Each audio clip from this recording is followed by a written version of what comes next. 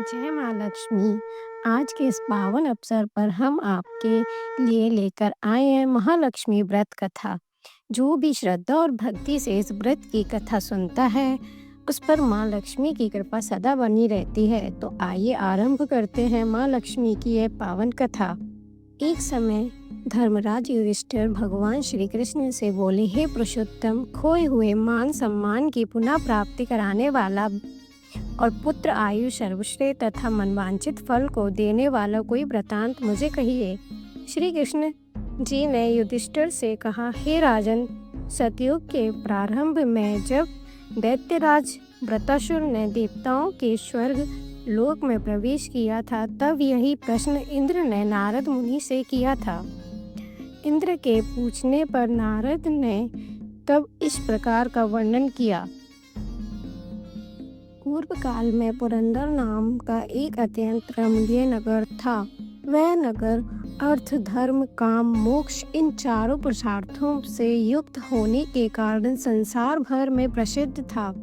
उसमें मंगलसेन नाम का एक राजा राज्य करता था।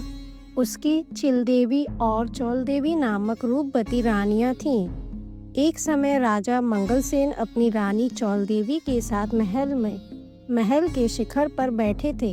वहां से उनकी दृष्टि समुद्र के जल से घिरे स्थान पर पड़ी। उस जगह को देखकर राजा अति प्रसन्न हुआ और अपनी रानी से बोला, हे चंचलाक्षी, मैं उस स्थान पर तुम्हारे लिए परम मनोहर उद्यान बनवाऊंगा। राजा के ऐसे वाक्य को सुनकर रानी ने कहा, हे कांत, आपकी जैसी इच्छा हो आप वैसा कीजिए। राजा ने अपने विचार के अनुसार उसी स्थान पर एक सुंदर बगीचा बनवा दिया। वह बगीचा थोड़े दिनों में अनेक वृक्ष, लता, फलों, फूलों और पक्षीगमन से संपन्न हो गया। एक समय उस उद्यान में मेघ तुल्य काला और वर्ण चंचल नेत्रों से युक्त शुक्र घुस आया। उसने आकर वृक्षों को तोड़ डाला और उद्यान को चौपट कर डाला। यही नहीं, उस शुक्र ने बगीचे के कई रखवालों को मार डाला। तब उद्यान के रक्षक उससे भयभीत होकर राजा के पास गए और सब हाल कहा सुनाया। अपने परम रम्य उद्यान के उजड़ने की बात सुनकर राजा के नेत्र क्रोध से लाल हो गए। राजा ने अपनी सेना को आज्ञा दी कि शीघ्र जाकर उस शुक्र को मार डालो। यही नहीं, राजा स्वयं मतवाले हाथी पर सवार हो उद्यान की ओर चल पड़ा। तब राजा बोला कि यदि किसी की बगल से यह शुक्र निकल जाएगा तो मैं उस सिपाही का सर शत्रु की भांति काट डालूंगा। राजा के ऐसे वचन सुनकर वह शुक्र जिस भाग में राजा खड़ा था उसी मार्ग से मनुष्य को विदीर्ण करता हुआ निकल गया। राजा अपने हाथी को मारता ही रह गया। राजा लज्जित होकर उस शुक्र का पीछा करते हुए सिंह बाघों से युक्त घोर वन में जा निकला। शुक्र से मुठभेड़ हुई और राजा ने अपने बाण से उसे भेद दिया। बाण लगते ही शुक्र अपने उद्यम शरीर को छोड़कर दिव्य गंधर्व रूप में आ गया और विमान पर चढ़कर स्वर्ग की ओर जाने लगा। गंधर्व ने राजा से कहा, हे महिपाल, आपने मुझे शुक्र योनि से छुड़ाकर बड़ी कृपा की। मैं चित्र नामक गंधर्व हूँ। एक समय जबकि ब्रह्मा जी देवताओं के बीच में बैठे हुए मेरा गायन सुन रहे थे, तब मुझसे ताल स्वर की भूल हो जाने से उन्होंने रुष्ट होकर मुझे श्राप दिया था कि तू पृथ्वी पर शुक्र होगा। जिस समय राजा मंगलसेन तुझे अपने हाथों से मारेंगे तब तू शुक्र योनि से मुक्त होगा। सो यह श्राप आज पूरा हुआ। हे राजन, मैं आपके कृत्य से प्रसन्न हुआ। आप भविष्य में महालक्ष्मी व्रत करके सार्वभौम राजा हो जाएंगे, ऐसा मेरा आशीर्वाद है। वह चित्र गंधर्व राजा मंगलसेन को ऐसा आशीर्वाद देकर अंतर्ध्यान हो गया। राजा भी वहां से अपने नगर के लिए चलने को उद्यत हुआ। त्यों ही उसे एक ब्राह्मणी दिखाई दिया। राजा ने ब्राह्मण से प्रश्न किया कि हे देव, आप कौन हैं? इस बार इस पर ब्राह्मण ने उत्तर दिया, हे राजन, मैं आपके ही राज्य का एक नागरिक हूँ।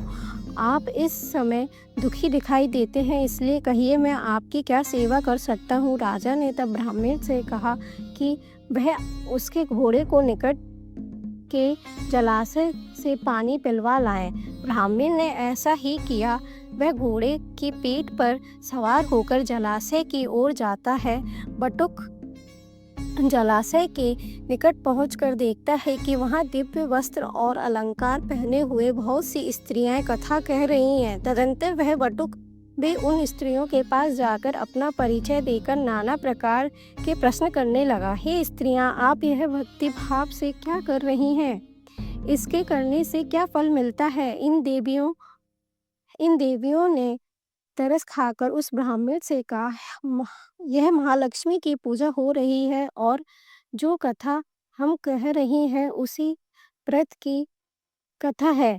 अतः आप एकाचित्त होकर इस कथा को सुने। इस व्रत को करने से हर प्रकार की संपत्ति प्राप्त हो सकती है तथा अपना खोया यश भी प्राप्त हो सकता है, इसमें कोई संदेह ना करें। इस प्रकार बटुक को उन स्त्रियों ने व्रत का वृतांत कहा सुनाया। बटुक ने घोड़े को जल पिलाया और राजा के लिए कमल के पत्ते व जल लेकर वहां से लौट आया। ब्राह्मण ने लौटकर सारा किस्सा कहा, राजा को सुनाया और यही व्रत की कथा राजा से कह सुनाई। वहां लक्ष्मी का व्रत व पूजन करके राजा अपने ऐश्वर्य का भागी बनकर राजा उस बटुक को साथ लेकर अपनी राजधानी लौट आया। सबसे पहले राजा अपने मित्र बटुक के साथ अपनी बड़ी रानी चौलदेवी के महल में जाता है। रानी राजा के हाथ में व्रत का बंधा हुआ डोरा देखकर रुष्ट हो जाती है। वह वन में यह डोरा किसी अन्य स्त्री ने राजा के हाथ में बांधा है, ऐसा विचार कर वह डोरा राजा के हाथ से तोड़कर फेंक देती है। उसी समय राजा की छोटी रानी चिलदेवी वहां आ पहुंचती है और उस डोरे को उठा लेती है और पास खड़े बटुक से उस डोरे का रहस्य जान लेती है। दूसरे वर्ष जब महालक्ष्मी व्रत का दिन आता है तब वह राजा अपने हाथ के डोरे को देखता है और चिलदेवी के महल में व्रत पूजा आदि का संदेश पाकर पहुंच जाते हैं। वे इस प्रकार चौलदेवी से नाराज हो जाते हैं और चिलदेवी से प्रसन्न हो जाते हैं। पूजन के दिन ही लक्ष्मी चौलदेवी रानी के महल में एक वृद्ध का रूप धारण करके पहुंचती हैं।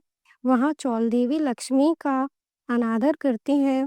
तब प्रसन्न होकर लक्ष्मी जी चौलदेवी को श्राप देती हैं कि वह जात तेरा मुख शुक्री के जैसा हो जाएगा। जब तू अंगिरा ऋषि के यहाँ जाएगी तब वहां कृत्य से अपना स्वरूप प्राप्त करेगी। इसके बाद लक्ष्मी जी रानी चिलदेवी के महल में गई। वहां रानी ने उनका बड़ा आदर किया तो प्रसन्न होकर लक्ष्मी जी ने कहा, हे रानी, मैं तेरा पूजन तथा आदर सत्कार से प्रसन्न हुई, तू वर मांग।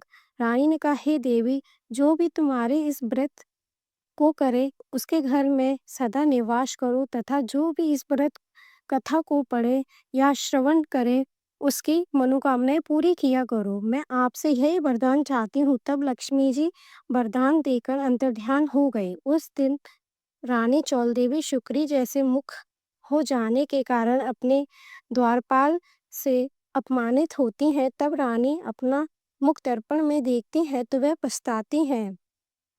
फिर वह लक्ष्मी के बताए अनुसार अंगिरा ऋषि के कहने अनुसार महालक्ष्मी व्रत करती हैं और अपना खोया रूप प्राप्त करती हैं। ऋषि के आग्रह से राजा मंगलसेन अपनी बड़ी रानी को ग्रहण करता है। इस प्रकार राजा अपनी दोनों पत्नियों के साथ बहुत वर्षों तक राज्य करते रहे। वे अपने समय के चक्रवर्ती राजा माने जाने लगे और उन्होंने बटुक ब्राह्मण को भी विशाल राज्य का मंत्री बना दिया। राजा अपनी दोनों पत्नियों के इस व्रत को निरंतर करने के कारण अंत में स्वर्गलोक गए और आकाश में उन्हें श्रवण नक्षत्र का रूप प्राप्त हुआ। जो भी इस व्रत को करेगा वह इस लोक में समस्त सुख होकर अंत में मोक्ष को प्राप्त होगा। अंत तुम भी वस्त्राभूषण दीप्त का नाश करने हेतु इस व्रत को करो। तुम्हारी भी मनोकामनाएं पूरी होगी। इति जय माँ लक्ष्मी।